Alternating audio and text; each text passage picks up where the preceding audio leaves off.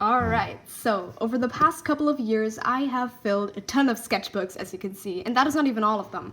And I use them because they are really useful, and without them I would have never improved my art as fast as I have. But the truth is that it's not always been like that. I used to struggle a lot with filling up my sketchbooks for a very, very long time, and I used to never be able to even get halfway through a sketchbook.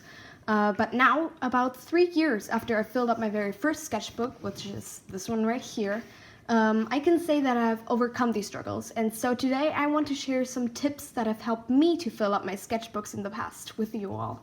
So without further ado, let's get right into the tips.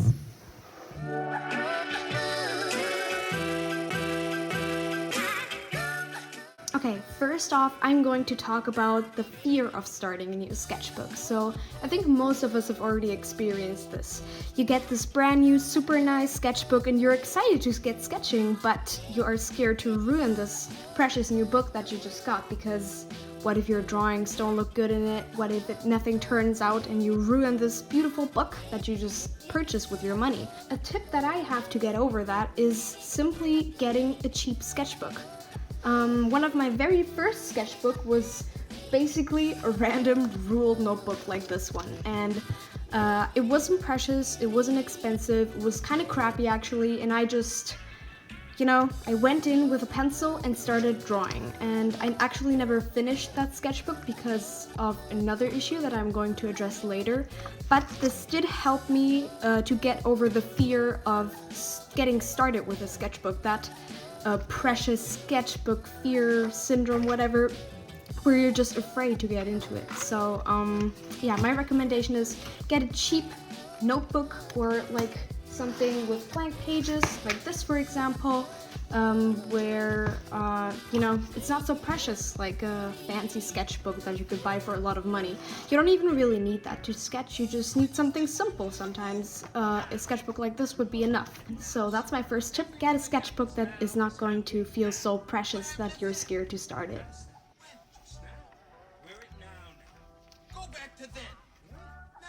Okay, my second tip also has to do with finding the right sketchbook for you. So this was the first sketchbook that I ever filled up, and the drawings in it are quite crappy since they're like 3 years old now. But when I filled this up, like about halfway through, maybe around here, I felt really intimidated to continue because I'd already spent weeks on filling these pages, and then I just didn't feel up to the challenge to fill up the rest of them.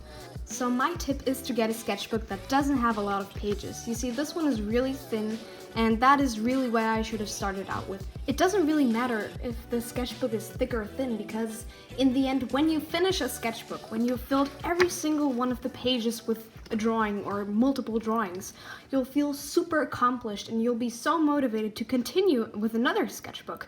So that's really what I should have done in the first place. Just get a thin sketchbook, because I think a common misconception is that sketchbooks have to be like really thick and they have to be this like huge collection of drawings and everything, which they really don't have to be. A sketchbook can be anything. It can be this, it can be this giant ass book, it can be whatever you want. So if it helps you to feel more motivated, if you feel closer to the finish line when you start the sketchbook, I think that can be really helpful if you have issues finishing these.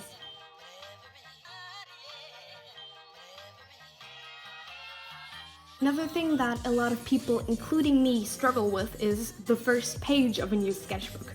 Okay, so you've got your sketchbook and now you're ready to dive in, but then there's that intimidating first page. Well, what do? I'll let you in a little secret. I always leave my first page blank, and that is to simply skip the fear of ruining the first page. And for me personally, that has helped a lot. It takes a lot of weight off my shoulders to just make that first page perfect, because really you don't have to. There doesn't have to be anything on the first page if you don't want to. So when I continue to the second page, all that pressure's just gone, and I feel much more relaxed when I sketch in the rest of the sketchbook. And yeah, the first page really doesn't have to be scary when you can just walk your way around it and, avoid that fear. And for me, it's always worked very well. If you all have maybe some different tips on how to actually start the sketchbook, feel free to leave them in the comments down below, and I'm very curious to see what you all have to say. Another thing that I like to do is pin a little message to myself or something similar on the first page. Like in this sketchbook, I put sketchbook number 4 just to remind myself, hey, you've done this 3 times. This is the 4th time, you can do it again, you know? So yeah, the first page really doesn't have to be scary if you kind of get your way around it, I guess. But you could also always add something on the first page later on if you feel more confident then. That's what I have actually done with my current sketchbook. I put something on this like cover page right here. Actually today, after sketching out some stuff in here and feeling more confident. So you could also totally do that. You don't have to start on the very first page when you start the sketchbook.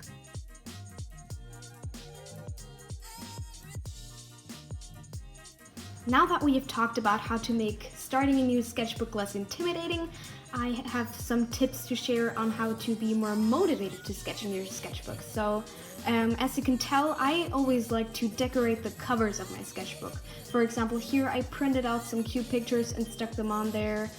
With this sketchbook, I ironed on some patches on the fabric cover, or here I just made my very own stickers and put them on the cover. So, for me, this has always helped a lot when I didn't feel motivated to sketch, because when the sketchbook is looking really cute with all things that I like, I will automatically feel more motivated to pick it up and sketch, because it just feels more personal and nice, and I think for me that has always been a very important factor because I felt more attached to the sketchbooks.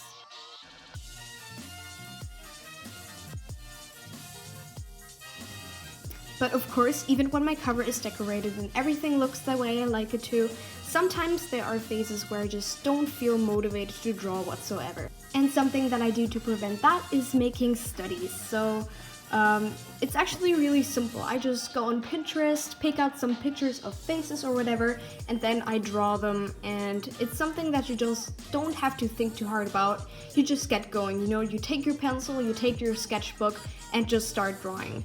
And that usually helps to get me back into it. So whenever you feel like you just can't draw, you know, sometimes it's like with doing homework, you just gotta do it. So pick out some reference, make a quick study, and it will help you get back into the sketchbook flow.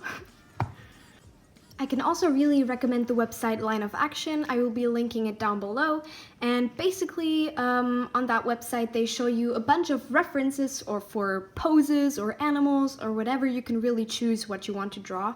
And they show you each reference picture for a certain amount of time that you can choose. For example, I like to do about 1 minute. So each pose picture is shown to me for a minute, and then the next one and the next one. So it's kind of like a stream of reference. So you can just get out a couple of quick sketches to warm up and to get back into sketching in your sketchbook. Okay, I hope you guys found all of these tips helpful, and now I'm just going to go over a couple of reasons why using a sketchbook in general is very useful that may be motivating for you. So let's get into those really quick. Using a sketchbook can get you into the habit of drawing regularly. It's a fun way to spend your free time when you don't know what to do. Just get out your sketchbook for a couple of minutes and make a small doodle to pass some time. By using a sketchbook, all of your drawings will be collected in one place instead of just having a bunch of different papers that are flying around. Your art skills will benefit greatly from using a sketchbook. When you use a sketchbook, you have a place where you can experiment with all of your different concepts and ideas, and they don't have to turn out perfectly because you have a lot of space for trial and error. When you complete a sketchbook, you have a beautiful collection of sketches that you can look back onto, and you can see how much you've improved. When you have a sketchbook, you can always carry it around with you and sketch on the go. Alright, I hope you guys enjoyed these tips. If you guys have any more tips that you would like to share, feel free to leave them in the comments down below.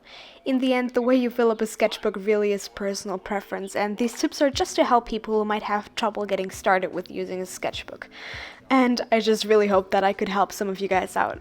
If you guys would like to see more of my art, then you can follow me on Instagram, and if you don't want to miss any of my upcoming videos, then subscribe to my YouTube channel. Thanks so much for watching. I hope to see you all next time. Bye! 6 o'clock in the morning, and then you'll see the cloud pattern move until 2 o'clock this afternoon. So as of that time, of course, the front was way off in the north. northwest. Now, however, it's moving into the central part of the nation with a couple of high-pressure cells behind it.